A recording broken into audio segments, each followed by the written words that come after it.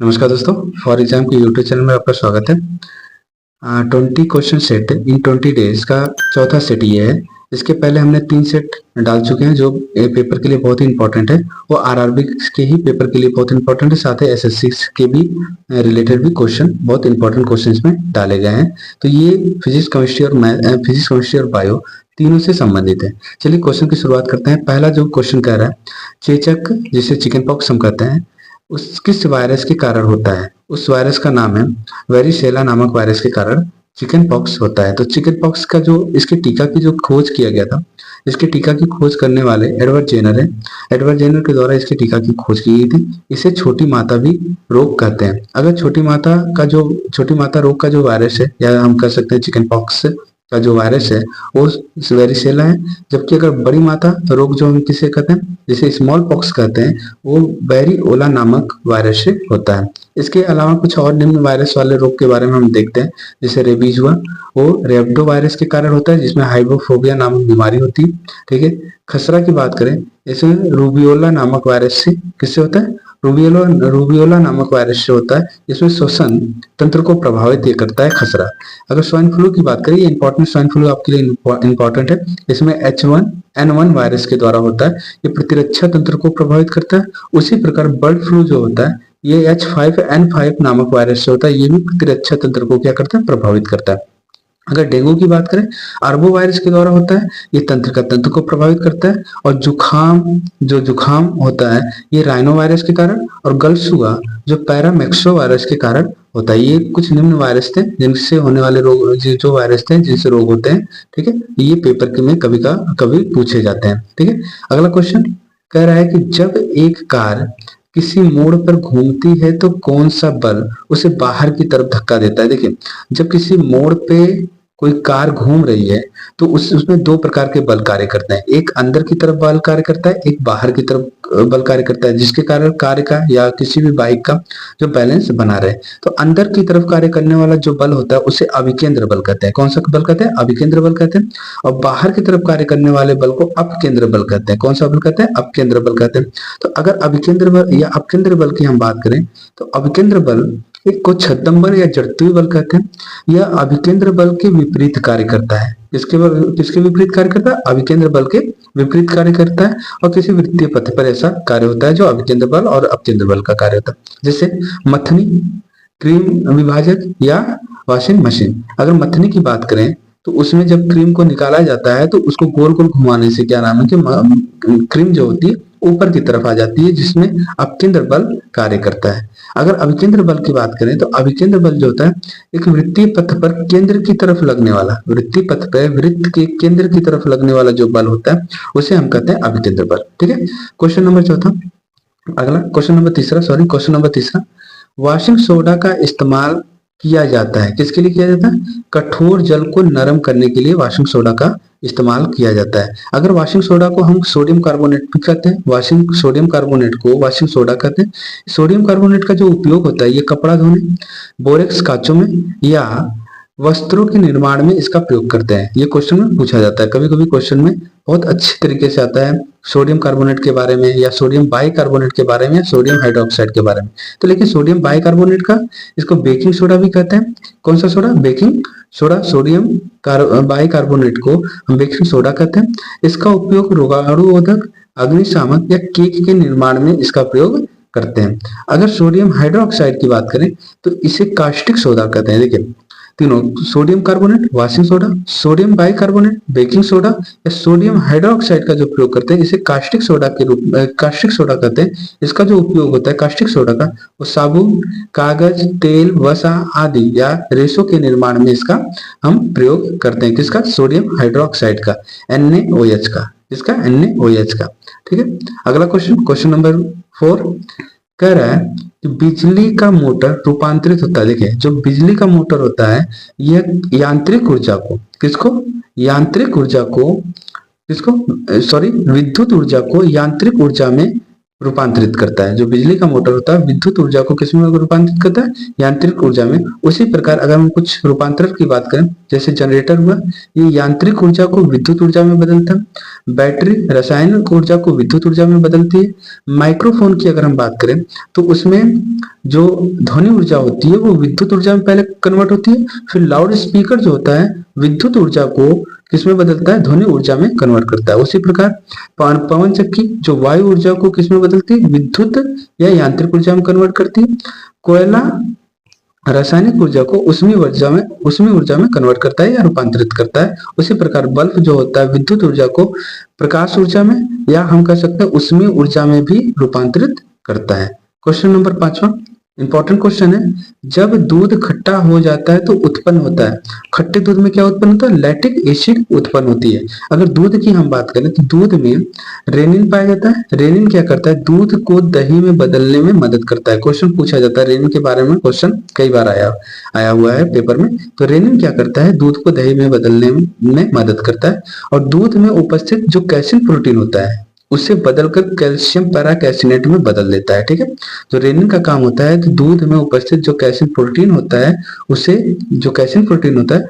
Calcium पैराकैसिनेट में बदलता है। और कैसिन जो प्रोटीन होता है, ध्यान रखिएगा, कैसिन जो प्रोटीन होता है ये दूध को सफेद करता है और कैरोटीन प्रोटीन जो होता है ये दूध के रंग को पीला करता है। तो दूध का रंग हल्का पीला किसके कारण होता है? कैरोटीन प्रोटीन के कारण होता है। जैसे गाय का दूध होता है उसका रंग हल्का पीला होता है और कैरोटीन की मात्रा उसमें गाय के दूध में अधिक होती है। ठीक है, और कैसिन प्रोटीन जो कार्य करता है वो दूध को सफेद करने में, उसके कारण दूध का रंग क्या होता है? सफेद होता है। क्वेश्चन नंबर अगला 6वां, गुर्दे या उसे हम किडनी भी कहते हैं या वृक्क भी कहते हैं की कार्यात्मक इकाई है। जो सबसे छोटी इकाई होती है किडनी की वो होती है नेफ्रॉन। नेफ्रॉन क्या होता है? सबसे छोटी इकाई किडनी की होती है। अगर किडनी के बारे में बात करें तो किडनी एक उत्सर्जन अंग है और किडनी जो होता है इसका जो अध्ययन होता है वो नेफ्रोलॉजी कहलाता है। किडनी का अध्ययन क्या कहलाता है? नेफ्रोलॉजी कहलाता है। इसमें नेफ्रॉन जो होता है, इसमें जो उपस्थित नेफ्रॉन होते हैं किडनी के अंदर तो वो रुधिर को छानने का कार्य करते हैं, जिससे कुछ अन्य द्रवीय पदार्थ को मूत्र में बदल देते हैं। और मूत्र का जो रंग होता है पीला रंग होता है। ठीक है, मूत्र का पीला रंग यूरोक्रोम नामक वर्णक के कारण होता है। किसके कारण होता है? यूरोक्रोम नामक वर्णक के कारण उसका रंग, मूत्र का रंग पीला होता है। और किडनी यूरिया का फिल्ट्रेशन करती है, यूरिया को भी छानने का कार्य करती है। क्वेश्चन नंबर अगला, क्वेश्चन नंबर 7वां, शरीर में कौन सा अंग रुधिर शुद्धिकरण के लिए, देखिए रुधिर के शुद्धिकरण से संबंधित है? तो अभी हमने ऊपर पढ़ा वृक्क जो होता है इसे हम किडनी भी कहते हैं। किडनी क्या है? ये रक्त को छानने का कार्य करती है। अगर यकृत की बात करें, यकृत क्या है? यकृत में पित्तरस का, किसका? पित्तरस का निर्माण होता है और पित्तरस का जो स्टोर होता है वो पित्ताशय में होता है, गॉल ब्लैडर में होता है। और बाइल जो उसका निर्माण कहाँ पे होता है? यकृत में होता है, लीवर में होता है। और बाइल जो होता है स्टोर होता है कहाँ पे स्टोर होता है? गॉल ब्लैडर में स्टोर होता है। अग्नाशय से कई प्रकार के एंजाइम्स उत्पन्न होते हैं, जैसे ट्रिप्सिन हुआ, एमाइलेज हुआ, लाइपेज हुआ। इस प्रकार के एंजाइम्स जो होते हैं ये अग्नाशय से उत्पन्न निकलते हैं, जो पाचन की क्रियाओं में बहुत सहयोग करते हैं अग्नाशय से। इससे एक प्रकार का हार्मोन्स निकलता है जिसे हम इंसुलिन कहते हैं। ठीक है, यह बीटा नामक कोशिका से निकलता है। अग्नाशय के बीटा नामक कोशिका से इंसुलिन का क्या होता है? स्राव होता है। ये भी आपको याद होना चाहिए। क्वेश्चन नंबर 8, अगला क्वेश्चन, किसी जल विद्युत गृह में विद्युत ऊर्जा में परिवर्तित होने वाली ऊर्जा कौन सी होती है? तो गतिज ऊर्जा होती है। ठीक है, क्वेश्चन नंबर अगला, किसी आधुनिक रसायन शास्त्र के जनक किसे माना जाता है? किसे माना जाता है? एंटोनी लॉवसिएटर को क्या माना जाता है? आधुनिक रसायन शास्त्र के जनक माना जाता है। कुछ अन्य बातें अगर हम कहें, रदरफोर्ड ने नाभिक की खोज की थी, रदरफोर्ड द्वारा नाभिक की खोज की गई थी। ओटो हॉर्न के द्वारा नाभिकीय विखंडन के बारे में बताया गया था। एडवर्ड टेलर के द्वारा हाइड्रोजन बम का निर्माण किया गया था। हाइड्रोजन बम के निर्माण के बारे में एडवर्ड टेलर को जानते हैं। ठीक है, न्यूटन के द्वारा गति का नियम, द्विपद प्रमेय का नियम की खोज की गई थी। आइंस्टीन के द्वारा फोटॉनों की खोज और रदरफोर्ड के द्वारा, फैराडे के द्वारा विद्युत चुंबकीय प्रेरण का नियम या डायनमो का आविष्कार किसके द्वारा किया गया था? फैराडे के द्वारा किया गया था। क्वेश्चन नंबर अगला, क्वेश्चन नंबर 10वां, किसी परमाणु के लिए प्लम पुडिंग मॉडल, ये इंपॉर्टेंट है, प्लम पुडिंग मॉडल किसके द्वारा दिया गया, किस परमाणु के लिए प्लम पुडिंग मॉडल किसके द्वारा दिया गया? जे थॉमसन के द्वारा प्लम पुडिंग मॉडल है, ये परमाणु से संबंधित मॉडल है जो जे थॉमसन के द्वारा दिया गया था। अगर उसके प्लम पुडिंग मॉडल के बारे में पढ़ते हैं तो थॉमसन के द्वारा परमाणु मॉडल संरचना के समान प्लम पुडिंग मॉडल, परमाणु संरचना जो बनती है, जो उन्होंने एक एग्जांपल दिया था कि तरबूजे की बीज जो होते हैं वो इलेक्ट्रॉन होते हैं, और जो लाल वाला पार्टिकल होता है, लाल वाला भाग होता है, सारे इलेक्ट्रॉन होते हैं, सारे न्यूट्रॉन होते हैं, ठीक है। उन्होंने ये कहा था, तो उन्होंने ये कहा कि जो परमाणु मॉडल संरचना के समान प्लम पुडिंग मॉडल बताया उन्होंने, किसने? जे थॉमसन ने बताया, जिसे हम इलेक्ट्रॉन, जिसमें इलेक्ट्रॉन को धनात्मक, जो लाल तरबूज का लाल भाग होता है उसे इलेक्ट्रॉन का धनात्मक आवेश कि समुद्र में निहित ऋणात्मक आवेश वाले कण को दर्शाया गया है। मतलब कि इलेक्ट्रॉन जो है धनात्मक आवेश में समुद्र की तरह निहित है, उसे इलेक्ट्रॉन इस प्रकार स्थित होते हैं, मतलब कि वो बीज जो तरबूज की जो बीज होते हैं इस प्रकार उस लाल वाले धनात्मक वाले पार्टिकल में इस प्रकार निहित होते हैं, उसमें स्थिर या स्थायी वैद्युत व्यवस्था प्राप्त हो जाती है। इसी को हम कहते हैं प्लम पुडिंग मॉडल कहते हैं। क्वेश्चन नंबर अगला कह रहे हैं, तार की लंबाई दोगुनी करने पर अमीटर की रीडिंग किस प्रकार प्रभावित होती है? देखिए, तार की लंबाई दोगुनी कर दी जाए तो अमीटर क्या होता है, उसमें बहने वाली जो धारा होती है वो आधी हो जाएगी। अमीटर क्या करता है कि विद्युत धारा मापक यंत्र होता है। अमीटर क्या होता है? विद्युत धारा मापक यंत्र तो होता है। और ये अगर हम प्रतिरोध की बात करें, रेजिस्टेंस की बात करें, यह लंबाई के, तार की लंबाई के समानुपाती होती है। अगर समानुपाती होने का कारण यह है कि अगर लंबाई बढ़ेगा तो प्रतिरोध भी बढ़ेगा, और जितना प्रतिरोध बढ़ेगा धारा उतना कम उसमें बहने की संभावना होगी, प्रतिरोध ज्यादा होगा। तो इसी कारण क्या होता है, तार की लंबाई जैसे बढ़ेगी तो धारा कम उसमें बहेगी, तो तार की लंबाई दुगनी होने के कारण अमीटर में बहने वाली जो धारा होगी वो क्या हो जाएगी? आधी हो जाएगी। ठीक है। अगला क्वेश्चन, क्वेश्चन नंबर 10वां, क्वेश्चन नंबर 12वां सॉरी, कह रहा है कि यदि 10 किलोग्राम द्रव्यमान में किसी वस्तु पर 20 न्यूटन का बल लगाया जाता है तो उत्पन्न त्वरण क्या होगा? अगर यहाँ पर दिया है, कुछ न्यूमेरिकल टाइप क्वेश्चन है जो पेपर में पूछा गया था एएलपी के, तो इसमें कह रहा है 10 किलोग्राम द्रव्यमान, जहां यम का मान है आपका 10 किलोग्राम, वहां पे न्यूटन जो यफ लग रहा है, जो बल लग रहा है आपका 20 न्यूटन का बल लग रहा है। कितने न्यूटन का? 20 न्यूटन का बल लग रहा है। तो हमने न्यूटन की गति का द्वितीय नियम अगर पढ़े हैं तो हमने पढ़ा है कि एफ बराबर एम इंटू ए, जहां पर ए जो है त्वरण है, त्वरण बराबर एफ अपान एम। इस फॉर्मूले पर रखने पर अगर हमें प्राप्त होता है, देखिए इस फॉर्मूले पर जब रखा जाए तो ए बराबर क्या प्राप्त होगा? 20 अपान 10, और कट क्या आएगा? 2 मीटर पर सेकेंड स्क्वायर। कितना प्राप्त हुआ?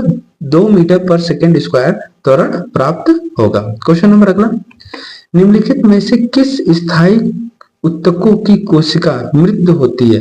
किसकी होती है? स्केलेरन कायमा की जो होती है, स्केलेरन कायमा की जो कोशिका होती है ये मृत होती है।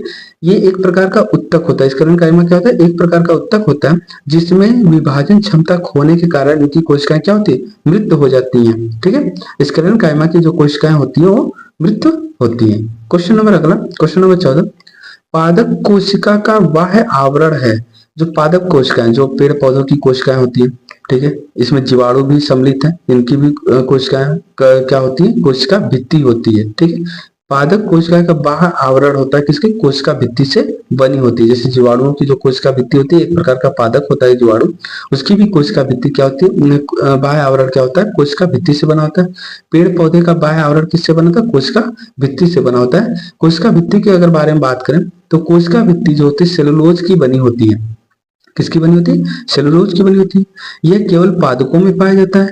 जीवाणुओं की कोशिका भित्ति किसकी बनी है? ग्लाइकेन की बनी होती है। ठीक है, पेरिडोग्लाइकेन की बनी होती है। और कवक की जो कोशिका भित्ति होती है काइटिन की बनी होती है। ये क्वेश्चन पूछा जाता है, कवक की कोशिका भित्ति किससे बनी होती है? ये काइटिन की बनी होती है। और कोशिका का जो अध्ययन करना साइटोलॉजी कहलाता है। इसमें कुछ वैज्ञानिकों ने इसकी खोज की थी, जैसे रॉबर्ट हुक ने मृत कोशिका की खोज 1665 ईस्वी में किया था, जिसे रॉबर्ट हुक को फादर ऑफ साइटोलॉजी कहते हैं। उसी तरह लुएन हॉक ने जीवित कोशिका की खोज की थी 1674 में, जिसे लुएन हॉक को फादर ऑफ बैक्टीरियोलॉजी कहते हैं। ठीक है। क्वेश्चन नंबर अगला 15वां, परमाणु की त्रिज्या का प्रयोग किसे मापने के लिए किया जाता है? जो परमाणु त्रिज्या जो होती है उसका प्रयोग परमाणु के आकार को मापने के लिए किया जाता है, और उस आकार को हम एंगस्ट्रॉम में, किसमें, एंगस्ट्रॉम में मापते हैं। अगर परमाणु की जो त्रिज्या का आकार होता है, जैसे नाभिक हुआ, उसके चारों तरफ इलेक्ट्रॉन मूव करते हैं, तो नाभिक से लेके जो बाहरी सेल होता है, बाहरी जो संयोजकता इलेक्ट्रॉन के बीच की दूरी को हम परमाणु त्रिज्या के प्रयोग से मापते हैं, जिससे परमाणुविक आकार का पता चलता है। ठीक है, किससे मापा जाता है? परमाणु, क्यों मापा जाता है? परमाणुविक आकार को मापा जाता है। ठीक है, क्वेश्चन नंबर 16, वनस्पति भागों या कोशिकाओं के माध्यम से नए पौधों को उगना कहलाता है और टिश्यू कल्चर कहलाता है। ध्यान रखिएगा, जब किसी बीज से नहीं, किसी पौधे से ही उत्पन्न हो रहा है, किसी पौधों के माध्यम से ही, किसी पौधों की कोशिकाओं के या वनस्पति के भागों से जब कोई नया पौधा जन्म ले रहा है तो उसे टिश्यू कल्चर कहते हैं। ठीक है, क्वेश्चन नंबर 17 कह रहा है, बर्फ के दो टुकड़ों को आपस में दबाने पर वह आपस में चिपक जाते हैं, क्यों? जब दो बर्फ के टुकड़े आपस में दबाए जाएंगे तो आपस में चिपक जाते हैं, क्योंकि उनका दाब अधिक होने के कारण, ठीक है, उनमें गलनांक क्या हो जाता है? घट जाता है, जिसके कारण वो क्या होते हैं? चिपक जाते हैं। क्वेश्चन नंबर अगला कह रहा है कि हवाई जहाज से यात्रा करते समय पेन की स्याही निकलने लगती है, तो जब, देखिए, कारण क्या होता है कि वायुमंडलीय दाब जो होता है कमी होती है। जब एरोप्लेन उड़ती है या हवाई जहाज ऊपर जाता है तो वायुमंडलीय जो दबाव होता है वो कम होने लगता है, तो उसके कारण क्या होता है कि पेन की जो स्याही होती है वो बाहर की तरफ, ग्रेविटेशनल फोर्स भी कम होगा और बाहर की तरफ वो निकलने लगती है। कारण क्या होगा? वायुमंडल की कमी के कारण, वायुमंडलीय दाब की कमी के कारण क्या होगा कि पेन की स्याही निकलने लगती है। ठीक है, क्वेश्चन नंबर 19, छाती के आसपास के हड्डियों को क्या कहा जाता है? जो छाती के, जो सीने के आसपास की जो हड्डियां होती है उन्हें क्या कहा जाता है? रिब्स कहा जाता है। क्वेश्चन नंबर 20वां, लास्ट क्वेश्चन है, कह रहा है मानव शरीर की सबसे लंबी अस्थि होती है, तो सबसे लंबी या सबसे बोन जो होता है, सबसे लंबी बोन क्या होती है? वो फीमर की होती है, जो पैरों में पाई जाती है। तो कुछ बोन के बारे में कुछ इंपॉर्टेंट पॉइंट है। अस्थि जो होता है ये कैल्शियम फास्फेट और कैल्शियम कार्बोनेट से बनी होती है। यह अस्टिब्लास्ट नामक कोशिका से बनी होती है। जो अस्थि होती है, जो बोन होता है, वह अस्टियोब्लास्ट नामक कोशिका से बनी होती है, इसको भी याद रखिएगा। अगला पॉइंट कर रहा है, इनमें कोलोजन तथा ओसिन नामक प्रोटीन पाया जाता है। हड्डियों में किस प्रकार के प्रोटीन पाए जाते हैं? कोलोजन या ओसिन नामक प्रोटीन पाया जाता है। हड्डियों को हड्डियों से जोड़ने का कार्य किसका होता है? लिगामेंट का होता है।